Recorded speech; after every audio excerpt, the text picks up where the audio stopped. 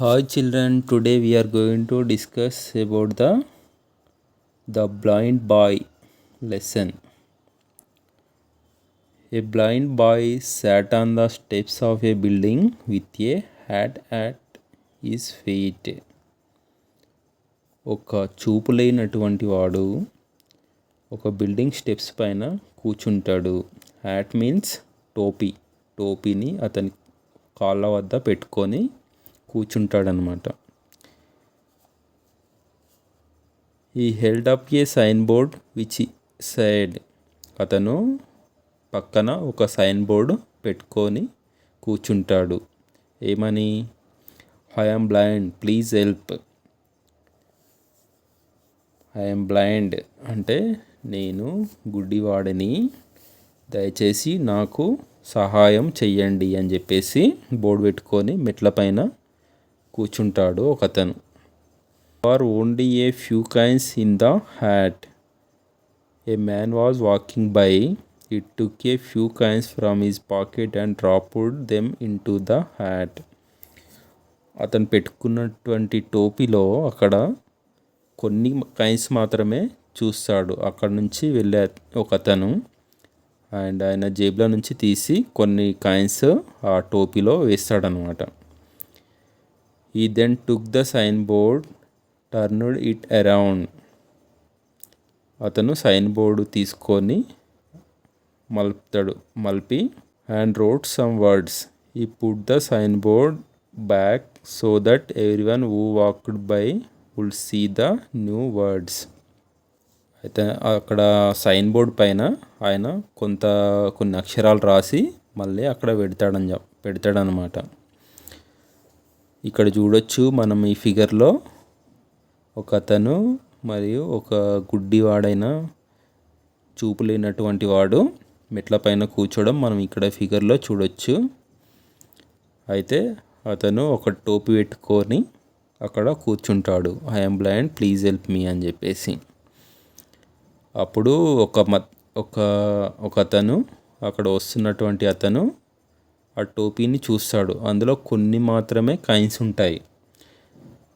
అతను ఏం చేస్తాడు, అతని జేబులో నుంచి కొన్ని కాయిన్స్ తీసి ఆ టోపీలో వేసి అక్కడ ఉన్నటువంటి బోర్డు పైన కొన్ని అక్షరాలు రాసి మళ్ళీ అక్కడ పెడతాడు. Soon the hat began to fill up. A lot more people were giving money to the blind boy. అతను అలా పెట్టినప్పటి నుంచి చాలా అమౌంట్ అనేది ఇవ్వడం మొదలు పెడతారు చాలామంది people. That afternoon the man who had changed the sign board came to see how things were. అయితే అదే ఆఫ్టర్నూన్ ఆ సైన్ బోర్డ్ అయితే ఎవరైతే చేంజ్ చేసిరో అతను చూడడానికి మళ్ళీ అక్కడికి వస్తాడు, అక్కడ ఏమవుతుంది అని చెప్పేసి. The boy recognised his footsteps and asked him. అక్కడ కూర్చున్నటువంటి బాయ్ అతని స్టెప్స్ గుర్తుపడతాడు. అంటే అతను నడిచేటువంటి శబ్దాన్ని అతను రికగ్నైజ్ చేస్తాడనమాట.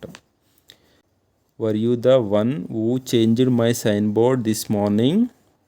అప్పుడు అతను గుర్తుపట్టి సైన్ బోర్డ్ చేంజ్ చేసినటువంటి వాడివి నువ్వేనా అని చెప్పేసి అతనికి అడుగుతాడు. What did you wrote there. అప్పుడు అతనికి నువ్వు ఏం రాసావు అక్కడ బోర్డు పైన అని చెప్పేసి అడుగుతాడు. The man said, I only wrote the truth. I said what you said but in a different way I wrote. నువ్వు ఏదైతే రాసావో నేను అదే రాసిన, కానీ నువ్వు ఏది రాసినావో ట్రూత్ నిజాన్నే నేను కూడా నిజంనే రాశాను అని చెప్పేసి అంటాడు.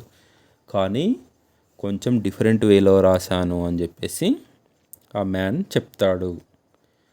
అక్కడ ఏం రాస్తాడు అతను, today is a beautiful day but I cannot see it. ఈరోజు చాలా అందమైన రోజు కానీ నేను మీలాగా చూడలేను అని చెప్పేసి రాసిండనమాట. అంటే ఇక్కడ ఏంటి,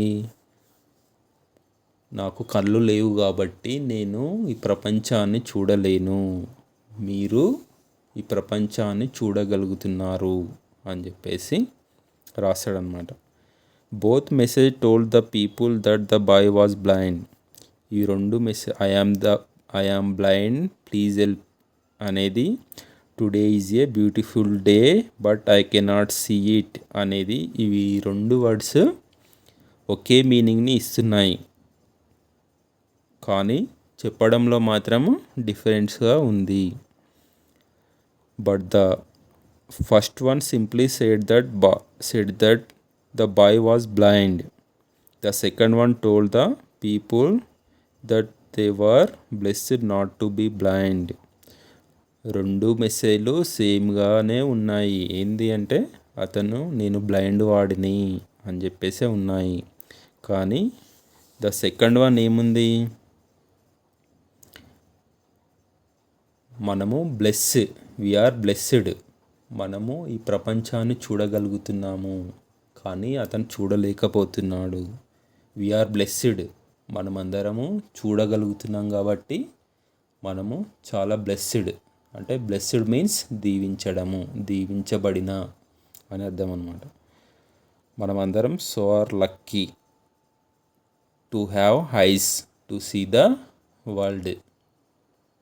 మనమందరము చాలా అదృష్టవంతులము అని చెప్పేసి దాని మీనింగ్ అనమాట.